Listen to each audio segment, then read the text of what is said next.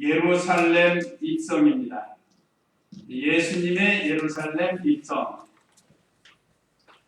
예수님께서 이제 예루살렘으로 입성하시는데 스가랴 9장 9절에 예언된 말씀대로 나귀를 타고 입성하십니다. 원래 왕은 준마를 타고 갑니다. 준마. 왕 정도 되면 그 지역에서 그 나라에서 제일 좋은 말을 구해가지고 말 타고 들어가야 이게 세상적인 왕인데, 예수님께서는 아무도 타보지 않는 새끼 나귀를 타고 가셨다. 이것은 뭔가 예수님은 겸손한 왕, 평화의 왕이신 것을 나타내 보여주는 겁니다. 또 구약 성경에 예언된 말씀이 이루어지는 겁니다. 그래서 예수님께서 예루살렘으로 입성하시는 모습을 통해서 우리에게 교훈을 주십니다. 오늘 오후 예배 말씀 요약 참조하시면, 첫째, 나귀를 예수님께 바친 주인. 나귀를 예수님께 바친 주인을 통해서 은혜를 받도록 하겠습니다. 둘째는 나귀 타고 입성하신 예수님, 35절로 40절. 셋째, 예루살렘을 보고 오신 예수님, 41절로 44절. 넷째, 성전을 정결케 하신 예수님. 이런 내용으로 은혜 받도록 하겠습니다. 28절, 29절 읽어보세요. 예수께서 이것들을 말씀하시고 앞서 걸으시며 예루살렘으로 올라가셨다. 올리브산이라고 불리는 산에 있는 벳바게와 베다니에 가까이 있었을 때에 예수께서 제자들 중 둘을 보내며 말씀하셨다. 맞은편 마을로 가라. 그곳에 들어가면 아직 아무도 타본 적이 없는 새끼 나귀가 매여 있는 것을 볼 것이다. 그것을 풀어서 끌고 오너라. 제자들을 나귀 주인에게 보내셨습니다. 예수님께서. 28절 다시 보면 예수께서 이것들을 말씀하시고, 이것들은 그 전절, 오늘 19장에 보면 1절에서 10절에 삭개오, 잃어버린 양 삭개오를 통해서 말씀을 주셨죠. 그 다음에 11절로 27절에서 지난주에 배운 문화비유에 대한 말씀, 이것들을 말씀하시고 그랬습니다. 참 귀한 진리예요. 우리 예수님은 잃어버린 양을 찾으러 오셨고, 그 잃어버린 양이었던 우리를 구원해 주셨습니다. 그러니까 우리도 지금도 잃어버린 양들을 위해서 우리가 찾으러 가야 된다. 가족이나 친척, 친구, 이웃들 중에 잃어버린 양이 있습니다. 또 문화, 우리에게 중생 안녕을 주시고 또 그 중생 안녕을 쓸 수 있는 은사와 권능도 주셨다고 했습니다.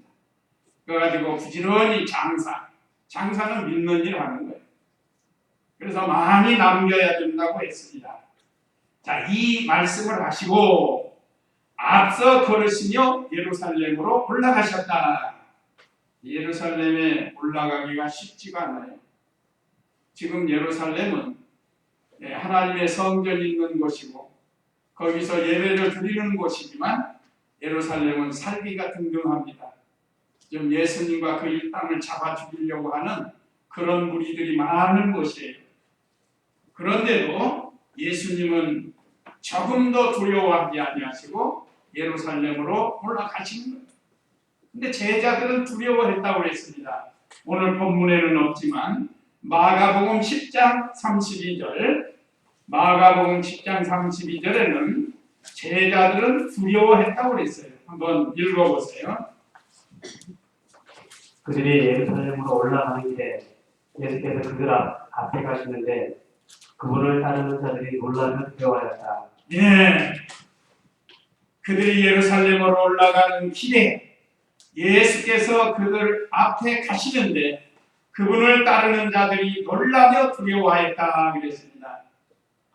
예수께서 다시 12를 불러놓고 장차 자신에게 닥칠 일들을 그들에게 말씀하셨다고 그랬죠. 예수님은 십자가를 향해서 올라가고 제자들은 두려워했다. 오늘날 우리도 올라가는 신앙이 돼야 된다는 게 예수님처럼 살면 좋고 죽으면 더 좋다 하는 그런 신앙을 가지고 우리가 올라가야 해요. 저천성을 향해서. 내려가지 말라. 신앙생활 하다가 내려가는 사람이죠. 내려가는 사람. 그런 우리 이 목사님 자작곡 노래가 생각나요. 예수 믿는 사람들 올라가 전당에까지. 이 예수를 믿는 사람들이 올라가. 근데 또 이제 반대로 예수 믿지 않는 사람들 내려가 어디까지요? 지옥에까지 내려간다. 우리 성도는 하루하루 매일 삶이 우리 신앙이 올라가는 삶이 되어야 됩니다. 자, 우리 예수님도 이렇게 예루살렘이 살기가 등등하지만 거기 가면 원수들이 대적하고 죽이려고 하지만 조금도 두려워하지 아니하시고 예수님이 올라가셨다는 겁니다. 그 다음에 31절 읽어보세요. 누가 너희에게 왜 나귀를 품느냐라고 물으면 주께서 이것을 쓰시겠다 하십니다라고 하여라. 예, 아무도 타 본 적 없는 나귀 새끼.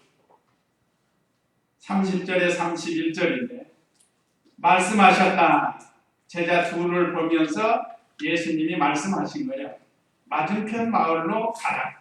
그곳에 들어가면 아직 아무도 타본 적이 없는 새끼 나귀가 되어 있는 것을 볼 것이다. 그것을 풀어서 끌고 오너라. 누가 너희에게 왜 나귀를 품느냐라고 물으면 주께서 이것을 쓰시겠다 하십니다라고 하여라 하고 예수님이 제자 둘에게 말씀을 주신 거예요. 보통 이럴 때 아이고 나귀 주인한테 도둑놈이라고 붙잡혀서 매맞아 죽을 수 있습니다. 어떻게 남의 걸 끌고 옵니까? 기도실 올라가보다 보면 염소 한 마리 꼭 매어나 있어 길가에. 예를 들어 그걸 내가 끌고 온다 하면 누구 주인이 뭐라고 그래요? 내버두겠어요? 도둑놈이라고 그러겠죠. 그런데 예수님께서는 이것을 말씀하신 것은 예수님은 참 사람이시고 참 하나님이십니다. 먼저 예수님은 이 나귀 주인이 어떤 믿음을 가졌는지를 알고 계셔요. 우리가 지금 남의 거 그렇게 가져오라고 하면 안 되죠. 우리는 참 하나님이 아니에요.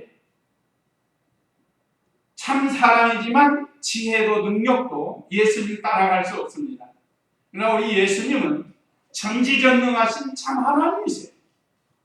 그래서 나귀 주인이 어떤 마음을 어떤 믿음을 가지고 있는지 알기 때문에 이 말씀을 하신 거예요. 그래서 예수님께서 맞은편 마을로 가서 그곳에 들어가면 아직 아무도 타본 적이 없는, 예수님은 다 아셔요. 가보지도 않았는데 아신 거예요. 지금도 우리를 다 알고 계십니다. 우리의 앞일도 알고 계세요. 우리는 앞일 잘 모르지만 예수님은 다 알고 계십니다. 그러니까 우리가 언제나 예수님 앞에서 살아야 되는 거예요. 그 나귀가 또 어미고 아니고 새끼 나귀가 있다. 그것을 또 풀어서 끌고 오너라 그랬죠. 그러니까 분명히 그 주인이 물어볼 거라는 거예요. 이걸 누가 쓰겠느냐 하고 물어본다. 왜 나귀를 푸느냐? 그러면 주께서 이것을 쓰시겠다 하십니다라고 하여라 하고 말씀을 주세요. 그러니까 제자들은 말씀대로만 하면 돼요. 오늘날 우리들도 말씀대로만 하면 돼요. 이것은 나하고 안 맞아. 내 형편이 안 맞아. 그러면서 그걸 거부한다. 그러면 이 믿음의 길을 못 갑니다. 제자들도 예수님 말씀을 그대로 믿고 간 거예요. 거기서 자기 생각 반한 거 아닙니다. 어떻게 남의 걸 끌고 옵니까? 안 되죠, 선생님. 분명히 100명 중에 99명은 그렇게 말할 수 있습니다. 그런데 제자들은 그동안 예수님 따라다니면서 예수님 하신 일을 익히 알았기 때문에 예하고 순종했습니다. 그래서 제자들을 나귀 주인에게 보내서 아무도 타보지 않은 나귀 새끼를 끌고 오라고 했어요. 그랬더니 32절 읽어보세요. 보내심을 받은 자들이 가서 예수께서 그들에게 말씀하신 그대로 발견하고 새끼 나귀를 풀고 있을 때에 그 주인들이 그들에게 말하기를 왜 새끼 나귀를 푸느냐 하니 그들이 주께서 이것을 쓰시겠다 하십니다 하고 대답하였다. 예, 참 신기한 일이에요. 성경에서 가보니까 실제로 마을에 가니까 새끼 나귀가 있단 말이에요. 그래서 예수님이 말씀하신 대로 한 거예요. 말씀하신 대로. 오늘날 우리도 말씀대로 걸어가야 주님 앞에 가서 인정받고 칭찬받고 상 받는 것이지. 내 생각 내 뜻대로 하면은 안 됩니다. 인본주의가 들어와도 안 돼요. 요즘 인본주의 방법으로 목회하고 신앙생활하는 그런 성도들, 교역자들이 있는데 그가 아니에요. 그래서 순종해서 33절에 새끼 나귀를 풀었어요. 보통 같으면 남의 거 어떻게 풀겠어요? 그러니까 주님의 말씀을 믿고 그대로 믿고 100% 믿고 순종을 한 거예요. 그러니까 그 주인이 와가지고 왜 새끼 나귀를 푸느냐 하고 진짜로 물어보는 거예요. 예수님이 말씀하신 대로 그대로 한단 말이에요. 그래서 또 예수님이 가르쳐 주신 대로 그대로 대답한 거예요. 34절에 그들이 주께서 이것을 쓰시겠다 하십니다 하고 대답을 했다.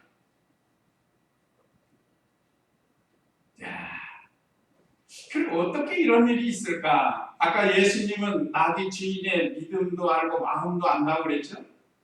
오늘날 우리의 믿음도 아시고 마음도 아셔요.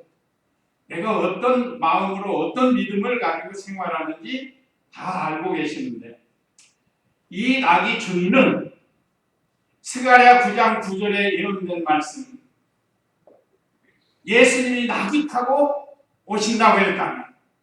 그러니까 이 구약 성경을 이 사람이 이걸 배운 거예요. 그러니까 자기 집에 있는 나귀 새끼를 보면서 늘 그 말씀을 생각합니다. 주님이 오시면 새끼 나귀를 타고 가신다고 했는데 거기 한번 읽어보고 전하겠습니다. 스가랴 9장 9절 스가랴 9장 9절 말씀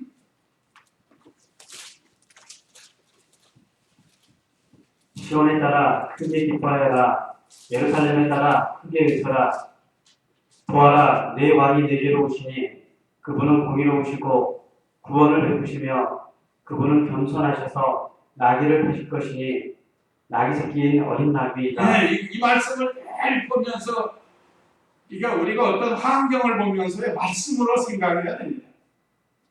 그러니까 나귀 새끼 바쁠 때마다 스가랴 9장에 예수님이 오시면 메시아가 오시면 이 나귀 새끼를 타고 가신다고 그랬는데 혹시 내 나귀 새끼를 타지 않으실까? 그걸 기다리는 거예요. 기다려. 내 나귀 새끼 타면 참 좋겠다. 이게 보통 믿음이 아닙니다. 그러니까 예수님이 그 믿음과 그 마음을 아신 거예요. 그러니까 이렇게 말씀을 하실 수 있습니다. 우리가 이렇게 하면 안 되죠. 예수님이 하신 거예요. 자, 이가 첫째는 성경을 바로 알고 있었어요. 이 나귀 주인이. 그 다음에 말씀을 늘 묵상한 겁니다. 오늘날 우리도 하나님 말씀을 묵상하면서 어떤 사건, 어떤 문제가 생길 때 그 말씀으로 이겨나가야 된다. 예수님이 이렇게 나귀를 타시겠다고 하니까 메시아가 오셨구나 얼마나 기뻤겠어요. 얼른 가져가시오, 얼른 가져가시오. 우리가 여기서 나귀 새끼라고 했지만 오늘날도 우리 주님이 나에게 뭘 쓰시겠다 요구할 때 있습니다. 뭘 하라 하고 요구할 때가 있습니다. 그럴 때 우리는 그 말씀을 순종하면 이 놀라운 역사가 일어나는 거예요. 그래서 참 순종하니까 이적을 체험하게 돼요. 역사를 체험하게 돼요. 오늘날 우리가 지금 고대하는 게 뭐죠? 오늘날 우리가 고대하는 건 예수님 재림을 고대하고 있습니다. 그래서 손양원 목사님은 먼 하늘 이상한 구름만 봐도 행여나 내 주님 오실까 해 머리 들고 멀리 바라본다고 했어요. 그러니까 구름 타고 오신다는 말씀을 믿은 거예요. 구름 타고 오신다고 말씀이 있었으니까. 그래서 우리도 먼 하늘 이상한 구름이 뜨면 저 구름 타고 오실까? 우리가 이렇게 믿음을 쓸 수 있다는 거예요. 거짓 선지자들이, 거짓 그리스도들이 많이 일어난다. 그 말씀도 우리가 믿고 지금 그런 사람들이 얼마나 많아요. 어머니 하나님이 누구예요? 어머니 하나님. 참. 장길자예요, 장길자. 그런 사람 따라가는 사람 또 있어요, 장길자. 안상홍 부인만. 그게 어머니 하나님이래. 그럼 그렇게 믿고 따라가면 되더라고요. 자, 이와 같이 우리는 어떤 사건을 볼 때 하나님의 말씀을 적용시켜가지고 우리는 믿음으로 승화시켜 나가야 돼요. 이 나귀 주인이 참 믿음 있는 사람 아니에요? 먼저 구약 성경을 늘 묵상하고 나귀 새끼 볼 때마다 예수님 메시아가 오시면 새끼 나귀를 가신다고 그랬다. 그 스가랴 9장 9절을 늘 믿고 생활을 하는 거예요. 그렇게 끝난 게 아니고 주님이 쓰시겠다면 내가 드려야 하겠다는 게 이미 준비된 믿음이에요. 준비된 믿음. 오늘날 우리 주님이 언제 오실지 알 수 없지만 오신다고 했습니다. 준비된 성도는 주님을 잘 영접하는 슬기로운 다섯 처녀와 같이 되지만 잘 준비 못한 미련한 다섯 처녀가 되면 책망을 받는다. 구원은 받아도 책망을 받는다. 영광이 없고. 그래서 오늘 저와 우리 성도님들은 늘 하나님이 우리에게 주신 이 귀한 말씀들을 묵상하면서 주님의 재림을 고대하면서 믿음을 지켜야 되겠습니다. 이제 35절부터 40절은 나귀 타고 입성하신 예수님. 35절 읽어보세요.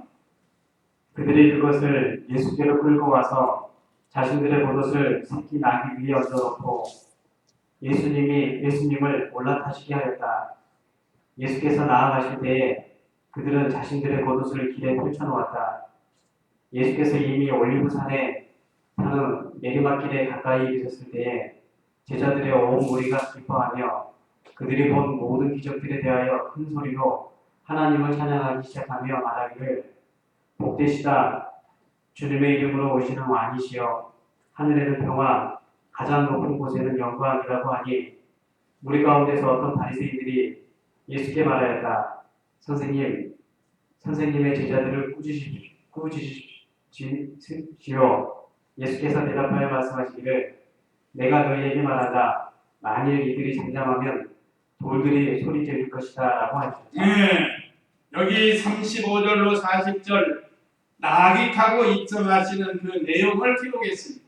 이건 실제로 있는 것을 그 시대에 목격한 사람들을 통해서 성령으로 감동받아가지고 이 말씀을 기록한 거예요. 예수님은 성경대로 오셨고 성경대로 사셨고 성경대로 죽으셨습니다. 우리도 이 성경대로 살도록 힘을 써야 해요. 그래야 참 복을 받습니다. 35절 다시 보면 그들이 그것을 예수께로 끌고 와서 그것을 뭐죠? 그거? 나귀 새끼를 끌고 와서 자신들의 겉옷을 새끼 나귀 위에 얹어놓고 예수님을 올라타시게 하였다. 이 사람들도 예수님을 섬기는 사람이. 한번 생각해보세요. 내가 입던 옷, 겉옷을 나귀 새끼에다가 이렇게 올려놓고 예수님 타게 하는 우리도 좀 하지 않을까 싶은 생각이 들어요. 나귀 새끼에다가 안장이 없으니까 안장처럼 거기다가 해놓는 거야. 덜 힘들게. 이건 예수님을 도와주는 거예요. 자기를 희생해서. 오늘날 우리들도 예수님을 위해서 희생하는 이런 방법 저런 방법으로든지 희생을 하는 거예요. 그리고 예수께서 나아가실 때 그들은 자신들의 겉옷을 길에 펼쳐놓았다. 예수님을 왕으로 영접하는 거예요. 아까 말씀드린 것처럼 우리 예수님은 왕의 거동을 가지고 예루살렘으로 입성하신 거예요. 왕권을 보여준 거예요. 그리스도라는 뜻은 제사장, 선지자, 왕으로 오신 거라고 그랬지 않았어요?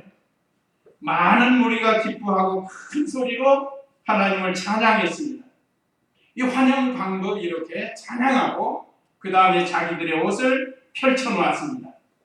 이건 자기 옷보다 더 귀하게 여긴 거예요, 예수님.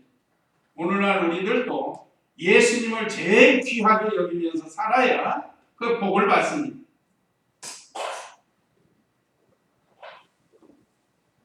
그래서 이 사람들이 길가에다가 옷을 펼쳐놨어요. 이때 나귀가 말이에요. 나귀가 자기를 환영하는 줄 알고 히히 정확하고 하면서 예수님을 탁 떨어뜨리면 그 나귀가 환영을 받을까요? 예수님 때문에 환영을 받는 거예요. 예수님 때문에. 오늘날 우리도 그렇습니다. 우리도 다 예수님 때문에 우리가 이렇게 이 세상에서 참 기쁘고 즐겁게 살아가는 거예요. 자, 예수님은 이렇게 영적인 왕, 우주의 왕, 평화의 왕, 겸손의 왕으로, 만왕의 왕으로 예수님을 영접한 겁니다. 자, 우리도 예수님을 위해서 우리가 이렇게 여러 분야로 희생하고 봉사하고 그러면 하나님께서 기뻐하시고 많은 것으로 갚아주십니다. 자, 그런데 39절에 보면 바리새인의 비방과 예수님의 답변인데 39절에 보면 무리 가운데서 어떤 바리새인들은 예수님께 말하였다. 선생님, 선생님의 제자들을 꾸짖으십시오. 예수께서 대답하여 말씀하시기를 내가 너희에게 말한다. 만일 이들이 잠잠하면 돌들이 소리 지를 것이다 라고 말씀했습니다. 이 사람들은 예수님을 그리스도, 메시아로 안 믿어요. 그냥 하나의 사람으로 믿는 거예요. 자기들이 섬기는 하나님으로 믿지 않는 겁니다. 예수님을 만왕의 왕으로 믿지도 않고 또 찬양도 하지 않는 거예요. 오히려 반대했습니다. 그러면서 찬양하는 제자들을 꾸짖어달라는 거예요. 꾸짖어달라고. 그러니까 예수님께서 만약에 이들이 찬양하지 않으면 이 길에 있는 돌들이 찬양할 거라는 거예요. 이게 얼마나 찬양할 일이에요. 하나님의 아들이 이 세상에 구세주로 오셨는데 이제 예루살렘 가시면 고난받으시고 죽으실 텐데 속죄의 양으로 죽으실 건데 찬양해야 할 만한 일이 아니겠어요? 여기 돌들이 찬양한다는 건 다른 뜻으로는 이 돌 감람나무 이방인들이 예수님을 찬양하게 된다는 거예요. 그래 실제로 그렇게 됐습니다. 그러니까 유대인들, 바리새인들이 예수님을 배척하니까 이제는 이방인들이 예수님을 영접하고 찬양하게 돼서 오늘 저와 우리 성도님들도 그 예수님을 찬양하게 된 겁니다. 참 감사한 이것은 하나님의 예정하신 때죠. 예정하신 때. 자, 그 다음에 예루살렘을 보고 오신 예수님 41절로 44절인데요. 41절 읽어보세요. 예수께서 그 성읍에 가까이 오셔서 보시고 그 성읍에 대하여 울며 말씀하셨다. 너도 이날의 평화에 관한 것들을 알았더라면 그러나 지금 그것들이 내 눈에 감춰져 있구나. 먼저 41절, 42절은 유대 종교가들의 타락함을 보시고 오셨어요. 예수님의 눈에는 다 보이는 거예요. 종교가들이 타락을 해가지고. 그 유대 나라 예루살렘은 당시 정치와 종교의 중심지였습니다. 성전은 46년 동안 지었지만 아직도 다 완성이 되지 못했어요. 그러나 그곳에서 하나님을 섬긴다고 하면서 이 종교 지도자들이 하나님 섬긴다고 하는데 죄악이 관영하다. 그러니까 하나님이 심판을 내다보신 거예요. 예수님께서는 하나님의 심판을 내다본 거예요. 종교 지도자들이 타락한 오늘날도 교회가 많이 타락의 길을 걸어가고 있는데 이건 멸망할 징조 중에 하나예요. 그러니까 우리 교단과 교회가 타락하지 않도록 해야 됩니다. 아까 우리 집사님하고 서재에서도 얘기하는데 지금 어느 교단에서는 이 동성애자들을 우리가 이해해주고 영접해줘야 되지 않는가 하는 그런 목사들이 교단에서 나왔대요. 우리 교단이 아니고 우리 교단은 워낙에 철저히 배워가지고 어림없죠. 지금 우리나라는 참 그래도 보수적인데 외국 같은 데는 이 동성애자가 목사가 있고 막 신부가 있고 그러나 이 얼마나 지금 교회가 타락해가 물질주의로 기울어지고 이게 바로 심판을 받을 만한 일이에요.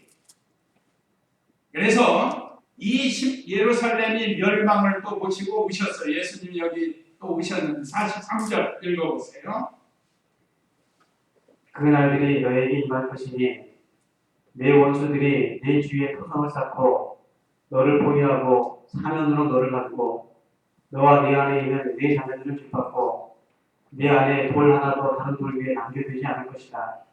하나님께서 너를 돌보시는 때를 내가 알지 못하였기 때문이다. 이건 예루살렘이 멸망할 것을 보시고 예수님이 오셨어요. 그들은 몰라요. 심령의 눈이 어두워져가요. 오늘날 우리들도 심령의 눈이 어두워지지 않았나 늘 우리 자신을 되돌아봐야 됩니다. 그러니까 심판을 도무지 깨닫지 못하는 거예요. 그리고 멸망길로만 점점 내려가는 거예요. 내려가. 그리고 왜 그들이 심령의 눈이 어두워졌는가? 첫째는 믿음이 없기 때문에, 둘째는 종교 의식주의로 기울어졌기 때문에. 그래서 제가 가끔 천주교에 대해서 말씀드리는데, 보통 어떤 종교를 비하하거나 그런 게 아니에요. 이건 비판, 비교 판단을 해야 된다. 여기는 지금 마리아 공동 구세주설 말하죠. 성자 숭배하죠. 화상 숭배하죠. 속죄표 팔죠. 이렇게 천주교는 완전히 세습화되어 버렸다. 그러니까 이걸 바로 알아야 돼. 요즘 천주교 가는 사람들이 좀 늘어난다고 그래요. 왜 그런지 아세요? 술 먹어도 괜찮고 제사 지내도 괜찮고 거기는 그런다. 그러니까 편하잖아. 이게 바로 넓은 길입니다. 주님 앞에 가면 그 행했던 거 다 허물로 돌아가고 오죽하면 루터가 95개 조항을 내세우면서 종교 개혁을 했어요. 말할 수 없이 타락했어요. 왜 그런가? 종교 의식주의로 기울어졌어요. 외식하고 탐욕하고 자기 중심으로 사는 이런 예루살렘 사람들을 보시고 이제 멸망하겠구나 하고 내다보시고 예수님이 오셨어요. 그러고 보면 우리 예수님이 참 사랑이세요. 참 사랑. 그들을 보고 불쌍히 여기고 오셨다. 오늘날 우리들이 믿음 지키지 아니하고 창문 나가면 예수님이 오십니다. 우리를 보시고 예수님이 오셔요. 자, 우리가 예수님을 우시게 만들어야 되는가, 기쁘시게 해드려야 되는가. 오늘 우리 시원이 은혜, 사람의 제일 되는 목적이 뭐라고 그랬죠?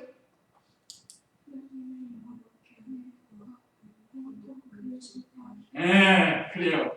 이 믿음 편치 말아야 돼. 하나님을 영화롭게 하는 것과 영원토록 그로 즐거워하는 것이다. 세상 것으로 즐거운 게 아니라 하나님을 영화롭게 한다는 하나님을 기쁘시게 해드린다. 하나님을 우시게 만들면 안 된다. 우리가 죄를 지으면 하나님이 우시게 되어 있습니다. 또 44절 하반절에 보면 44절에 보면 너와 내 안에 있는 내 자녀들을 짓밟고 내 안에 돌 하나도 다른 돌 위에 남겨두지 않을 것이다. 예루살렘 멸망이 마태복음 24장에도 말세장에서도 말씀하셨죠. 돌 위에 돌 하나도 남기지 않고 무너지리라. 실제로 추후 70년 로마 디도 장군에 의해서 예루살렘 성전이 완전히 파괴가 됐고 그 오랫동안 많은 돈을 들여서 건축했지만 왜 그런가 하니까 이 돌과 돌 사이에다가 보석을 넣다 하는 이 실제인지 유언비어인지 그게 돌아가는 거야. 그게 보석해어 가려고. 이 돌 사이에다가 예를 들면 다이아몬드 같은 거 보석을 집어넣었다는 거야. 그러니까 그 보석해 가려고 다 깨는 거예요. 그들은 보석해려고 이 벽돌을 깼을지 모르지만 이것은 성경 예수님이 예언하신 것이 이루어진 거예요. 이게 예루살렘이 멸망하는 거예요. 그러면서 44절 하반절에 하나님께서 너를 돌보시는 때를 내가 알지 못하였기 때문이다. 하나님의 권고하심, 돌보심 이걸 알지 못해서 그렇다. 자, 하나님께서 하나님의 아들 예수님을 보내서 그들을 돌보려고 하셨고 또 많은 선지자들을 보내서 마치 암탉이 병아리를 날개 아래 모음과 같이 그들을 보호해 주려고 여러 번 시도했지만 이 유대인들은 엉뚱한 대로 갑니다. 아까 말씀드린 종교 의식주의로 빠지고 외식하고 교만하고 자기중심이고 물질중심이 되어버렸다. 그만큼 타락을 하는 거예요. 오늘날 우리 개인이나 교회가 타락하면 이렇게 돼요. 교단도 타락하면 하나님이 반드시 심판할 때가 있어요. 참으로 회개하고 돌아오지 않으면 하나님께서 심판하십니다. 창광교회 이야기해서 안 됐지만 창광교회는 이미 심판을 받은 겁니다. 그게 교회예요. 그게 이미 교회의 생명을 잃어버렸어요. 서로 물고 찢고 싸우고 성도들 많이 떠나가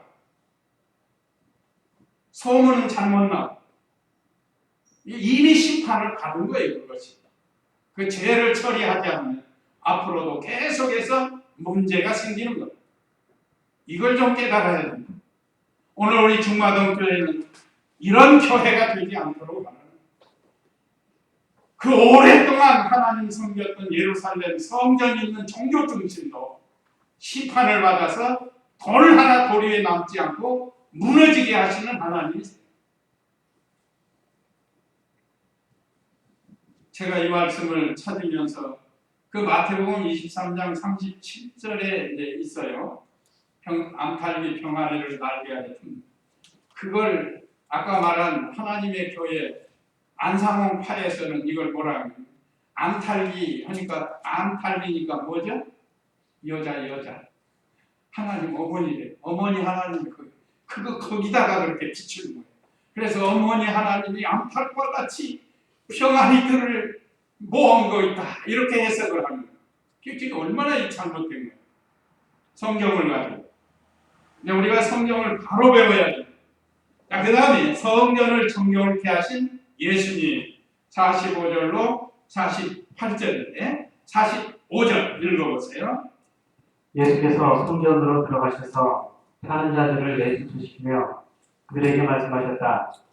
내 집은 기도하는 집이다라고 기록되어 있는데 너희가 그것을 강도들의 소굴로 만들었구나. 예, 장사하는 자들을 내어 쫓으셨습니다. 예수님께서 성전으로 들어가 보니까 비둘기 파는 자, 소 파는 자, 양을 파는 자, 돈을 바꾸는 자 그런 자들이 있단 말이에요.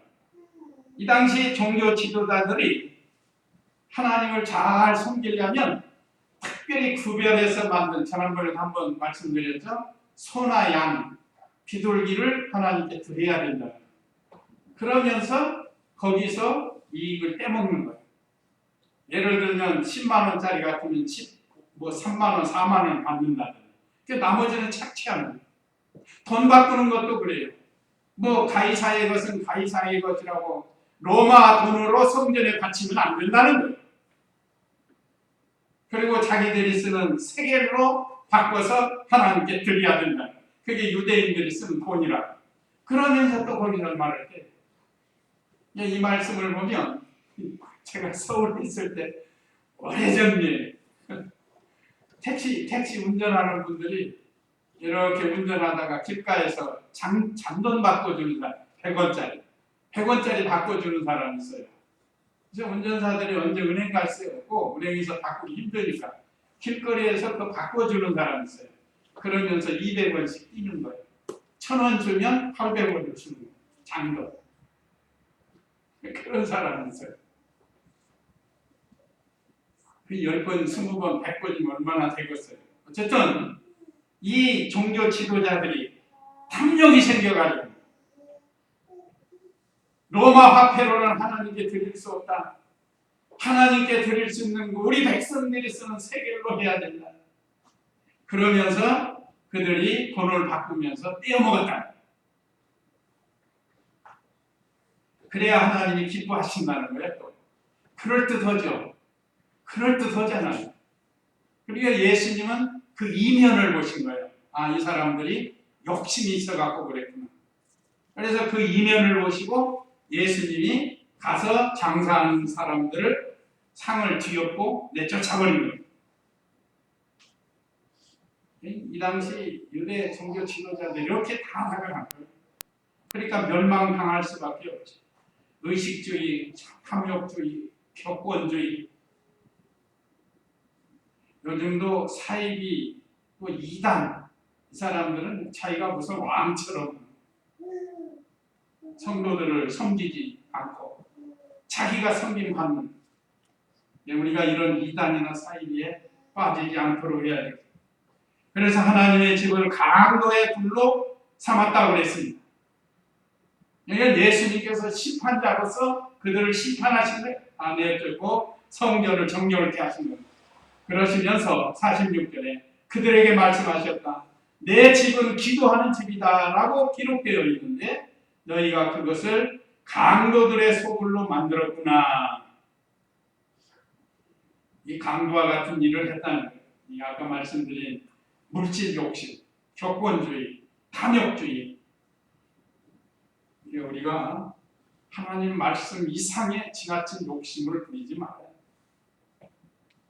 하나님이 주신 거 감사하면서 그거 가지고 믿음 쓰는 건 현재 우리가 작은 일에 충성하고 적은 것이라도 하나님께 드리면서 믿음을 써야 됩니다. 그리고 성전은 기도하는 것이고 하나님 섬기는 것이고 기도하는 것입니다. 요즘 신세대 교회들이 말이에요.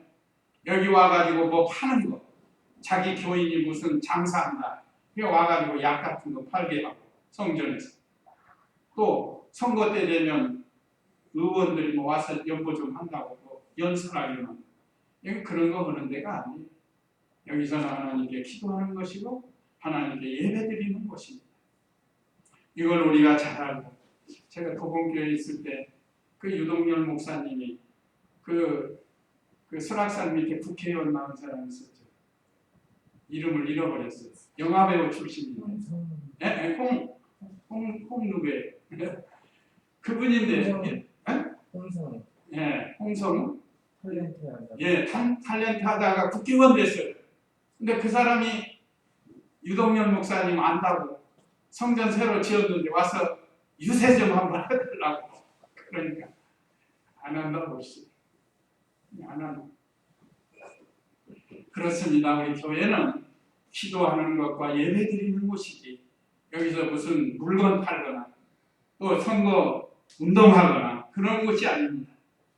그래서 예수님께서 이 성전은 기도하는 곳이라고 말씀을 하시고 장사하는 자들을 내어줬습니다. 마지막으로 47절로 48절은 예수님을 죽이려는 자와 말씀을 들으려는 자가 있다고 했습니다. 읽어보세요. 예수께서 날마다 성전에서 가르치시니 대제사장들과 서기관들과 백성의 우두머리들이 그분을 죽이고자 했으나 어떻게 해야 할지 알지 못하였으니 백성이 모두 그분에게 귀를 기울여 듣고 있었기 때문이다. 예, 이 종교 지도자들은 일반 백성만도 못해요. 하나님의 아들 예언된 메시아가 오셔가지고 하늘나라의 복음을 전하고 있는데 이 사람들은 격권주의 또는 물질주의 욕심이 생겨가지고 자기들 거 빼앗길까봐 예수님을 잡아 죽이려고 한 거예요. 여기 참 얼마나 이 사람들이 앞장서서 예수님을 영접하고 환영하고 했더라면 얼마나 좋겠어요. 자, 예수께서는 날마다 성전에서 가르치시니 대제사장들과 서기관들과 백성의 우두머리들이 그 죽이고자 하였으나 아무리 죽이려고 해도 예수님은 성전에서 복음을 전했습니다. 앞으로 무슨 법이 통과되면 소수자에 대해서 또 다른 종교에서 대해서 잘 말을 못한다고 해요. 그래서 그 법이 통과하지 않도록 지금 우리 개신교에서는 앞장서서는 그렇다 할지라도 하는 거예요. 하나님의 말씀이 있는데 말씀대로 전해야 돼요. 자, 이렇게 죽이려고 하는 사람이 있는가 하면 백성이 모두 그분에게 귀를 기울여 듣고 있었기 때문이다. 예수님을 잡아 죽이려고 했지만 어떻게 할 수가 없었어요. 그 이유는 많은 백성들이 듣고 있으니까. 만약에 거기서 예수님 잡아들이면 또 데모가 일어나요. 요즘 태극기 들고 데모하는 사람들도 있잖아요. 누군가를 위해서 그렇게 하는 거예요. 이 당시에는 이 예수님을 딱 죽였다가는 자기들이 난리가 나게 생겼으니까 어떻게 해야 할지 알지를 몰랐다고 그랬습니다. 그렇지만 마침내 그들은 죄 없으신 예수님을 죄목을 붙여가지고 예수님을 죽이는데 사실은 하나님은 그것을 이용해서 만대만민의 택한 백성을 구원하시는 놀라운 역사를 행하시게 됩니다. 그래서 왜 이 사람들은 예수님을 죽이려고 하는가? 자기들의 죄가 드러나기 때문에 그래요. 자기들의 죄가. 예수님은 옳은 걸 말씀하시니까 자기들이 그동안 잘못행했다. 이게 부끄러운. 또 많은 사람이 따라가니까 예수님을 죽이려고 했습니다. 이거 얼마나 잘못됐는지 몰라요. 오늘 저와 우리 성도님들은 예수님의 말씀에 귀를 기울이고 끝까지 그분을 따라가기를 힘쓰는, 아무리 환난과 핍박이 온다 할지라도 나는 주님을 배반할 수 없다, 떠나갈 수 없다 하는 이런 믿음을 가지고 주님을 따라가는, 그래서 하나님께 인정받는 그런 우리가 되어야 되겠습니다. 이제 이 말씀 기억하시고 잠시 다 같이 기도하겠습니다.